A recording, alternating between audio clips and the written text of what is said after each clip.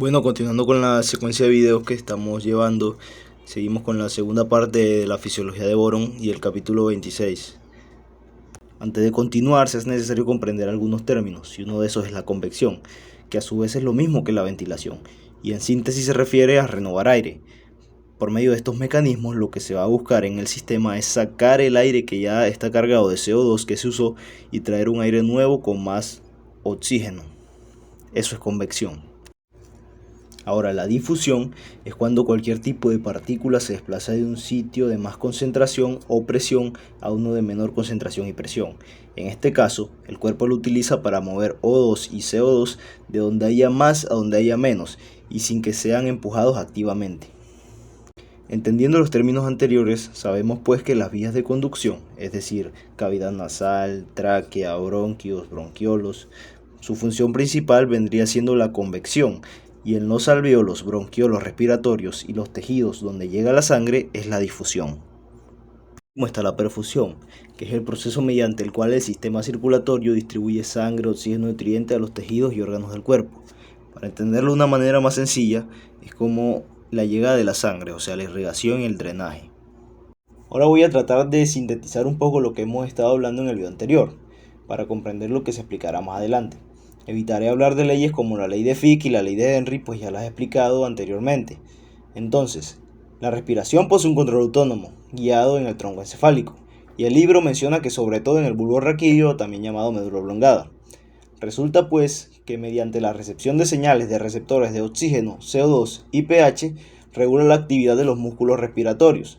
Es decir, si se detecta que falta oxígeno, se estimula pues que se inhale más aire y más rápidamente se saque CO2. Ahora, y lo más importante aquí es que todo funciona gracias a la difusión. Como lo pueden ver, tanto los pulmones como el corazón buscan eso, que es llevar el oxígeno para que entre por difusión y así a su vez salga el CO2. Y todo esto se debe a los gradientes generados por la mitocondria en las células, en donde éstas, al usar todo su O2, generan mucho CO2 y crean un caudal debido a la ósmosis. Ahora, si analizamos bien lo que les comenté anteriormente, entenderían pues que los humanos tendríamos dos aparatos convectivos, que sería el sistema respiratorio y el sistema circulatorio. Estos hacen el transporte a larga distancia de dióxido de carbono y oxígeno, pero al llegar a donde estaba destinado lo transportado, aire o sangre, o sea, ya estando a corta distancia, el oxígeno y dióxido de carbono se mueven por difusión. Ahora, el libro nos describe unos componentes de este aparato que son más que todo morfológicos y que serían los siguientes 6. Primero, una bomba de aire. En síntesis, es todo lo que se relaciona a meter y sacar aire, o sea, convección, y todo lo que influye y está allí. Hablamos de las vías respiratorias superiores, las vías respiratorias inferiores y los pulmones, la caja torácica y, como último y más importante, los músculos de la respiración y sobre todo el diafragma, que genera contracciones que al aumentar el volumen de la cavidad torácica aumentan la presión. Para entender la función del diafragma y la función de bomba, que es muy importante a la hora de la respiración, tenemos que relacionarlo con un experimento muy sencillo que es de colegio, que es cuando agarramos una botella, le ponemos dos globos, unos pitillos y como de cierta manera imitamos el sistema respiratorio. Ahora, en este experimento hay algo muy importante, que es la bomba que ponemos debajo de la botella cortada. Esta bomba lo que hará será imitar al diafragma. Vemos que cuando la jalamos hacia afuera, o sea, se contrae, genera un vacío. Este vacío hace que se llenen los dos globos. De igual manera está funcionando la bomba que describe el libro acá y la parte convectiva del sistema respiratorio. Los segundos son los mecanismos para el transporte de oxígeno y dióxido de carbono en la sangre. Los eritrocitos están altamente especializados en el transporte de oxígeno, desde los pulmones hasta los tejidos periféricos, y en el transporte de CO2 en el sentido opuesto. Esto es porque posee mucha hemoglobina y otros componentes que ayudan a cargar oxígeno o dióxido de carbono.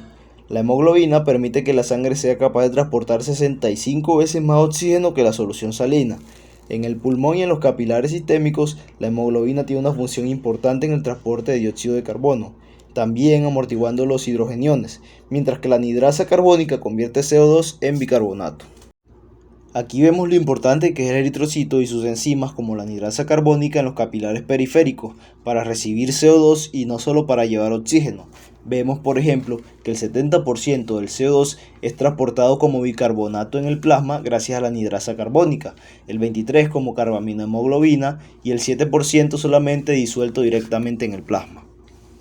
Como tercero, una superficie para el intercambio gaseoso, pues a más superficie en contacto, mayor difusión habrá. Aquí entra en juego una cualidad muy importante que poseen los alvéolos que se describirá mucho más adelante.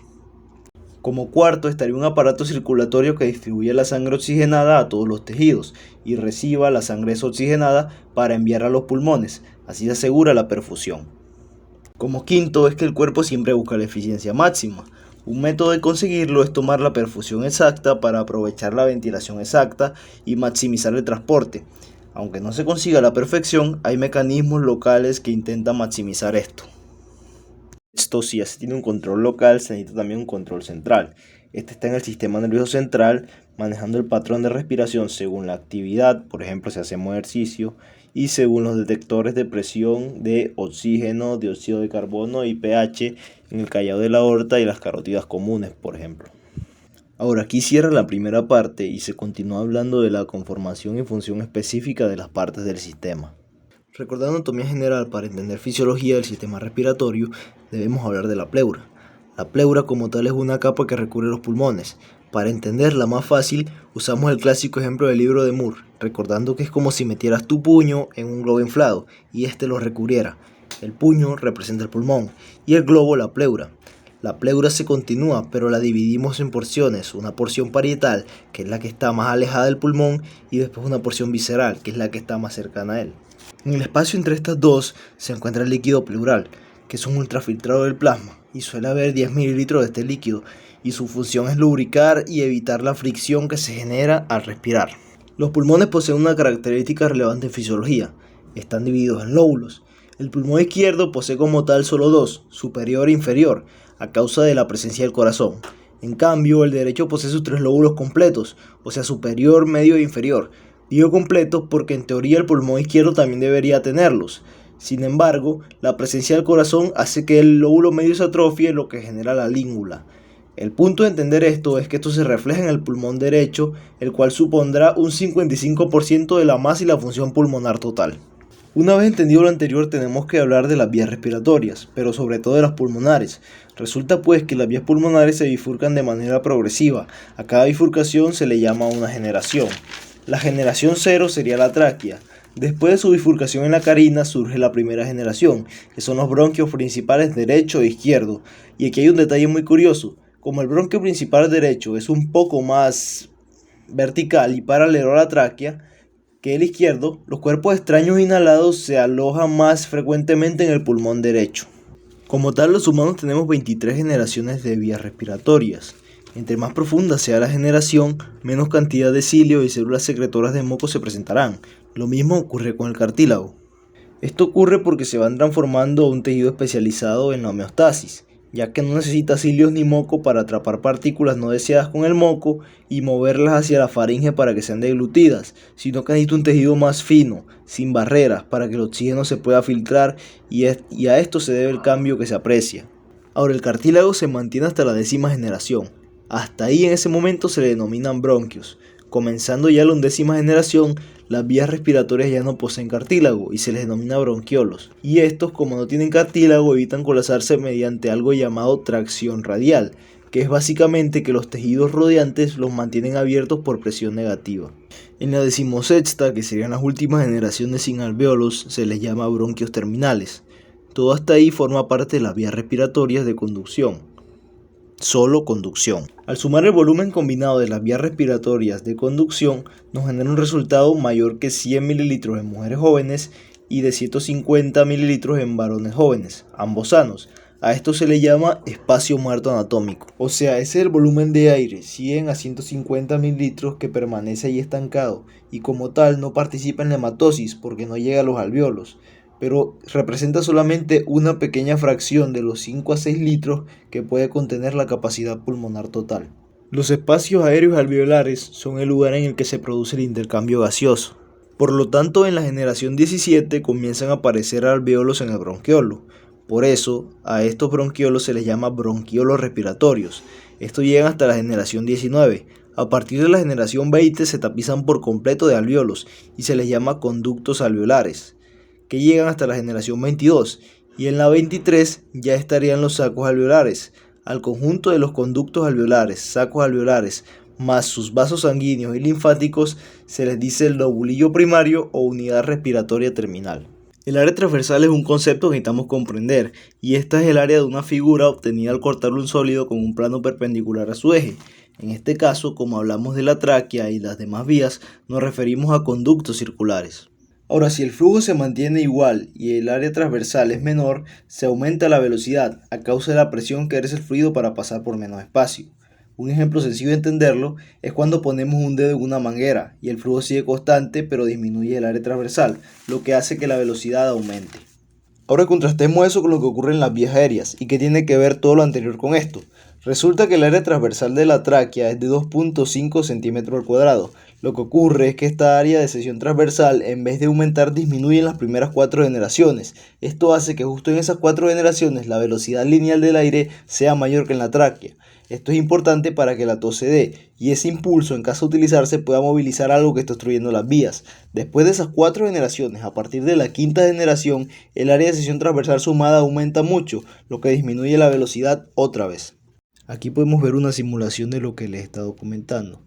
Como pueden ver en la parte de la tráquea aquí señalada, al pasar por las generaciones 1 a 4 de los primeros bronquios, se aceleran un poco las partículas por lo que ya les he comentado de las presiones, y al llegar a de las generaciones 5 en adelante, vemos como todo se hace más lento porque el área sería mucho más grande. Ahora, ¿qué ocurre y qué sentido tiene este acortamiento en el área? Este acortamiento se realiza para que al momento de que se atore algo o hay algún moco obstruyéndolo acá, podamos provocar la tos. Al provocar la tos aprovechamos, como podemos ver, la velocidad que puede tomar este aire en esta parte de las generaciones 1 a 4 para hacerla más rápida y que el golpe de aire sea mucho más eficaz al expulsar algo de esta parte de las vías. Aparte de eso, las generaciones 1 a 4 también pueden hacer contracción mediante el músculo liso, lo que se le denomina compresión dinámica activa. En esta gráfica vemos en la línea roja el tamaño del área de sección transversal de cada generación y en azul las velocidades que éstas manejan. Se aprecia claramente la correlación entre ambas. Y ya tratando de concluir con medidas exactas, diríamos que en vías respiratorias, al pasar de la tráquea, o sea la generación 0, a las primeras ramificaciones de los bronquios, o sea generaciones de 1 a 4, ocurre lo contrario. Al sumar el área de los primeros tubos, el resultado total es menor que en el área de la tráquea, que serían unos 2,25 centímetros, como lo he explicado. Los bronquios terminales de la generación 16 en adelante tienen un área de sección transversal total de 180 centímetros al cuadrado, por lo que la velocidad lineal media del aire es de tan solo 2,5 centímetros al cuadrado entre 180 centímetros al cuadrado, y esto sería igual a 1,4% del valor en la tráquea. Ahora tenemos que hablar del alvéolo. El alvéolo es la unidad fundamental de intercambio gaseoso. Estas son estructuras hemisféricas con diámetros variables desde los 75 a las 300 micras. Son aproximadamente 300 millones de alvéolos en total, y estos juntos poseen una superficie combinada de 50 a 100 metros al cuadrado, un volumen de 5 a 6 litros en los pulmones, y su diámetro varía de si están inflados o no. Lo más interesante y que destaco con esto es la superficie. Dado que la superficie es importante para generar una difusión máxima posible, las estructuras de los alvéolos permiten multiplicarla de un modo que incluso llega a superar una cancha de bádminton doble. Si estos no tuvieran esta estructura y los pulmones fueran solamente sacos de aire sin tantas cavidades, no alcanzarían ni siquiera el 1% del área que poseen con los alvéolos de superficie y no aprovecharían por completo la convección por falta de superficie. Ahora, el revestimiento de los alvéolos está compuesto principalmente por dos tipos de células, que son los neumocitos tipo 1 y los neumocitos tipo 2. Los neumocitos tipo 1 cubren el 90 al 95% de la superficie alveolar y son prácticamente un camino corto para que se dé la difusión, pues son planas y delgadas. Ahora, los neumocitos tipo 1 no se regeneran solos tras una lesión, sino que necesitan que un neumocito tipo 2 los reponga, dividiéndose y continuando uno de su descendencia en un neumocito tipo 1. Aparte de hacer esto, el neumocito tipo 2 produce una sustancia llamada surfactante. El surfactante posee principalmente fosfolípidos y su función es evitar la tensión superficial para que no se mantenga colapsado el alveolo. Son cuboideas y representan del 10 al 5% de la población. También están las células del polvo, que son macrófagos residentes que comen restos y moléculas extrañas. Ahora, los vasos encargados de que se dé la hematosis correctamente son los capilares. Los capilares lo que hacen es que circulen los eritrocitos uno por uno y gracias a su barrera, que es de 0,15 a 0,30 micrómetros solamente de grosor, hace que el aire pueda pasar más rápido por difusión.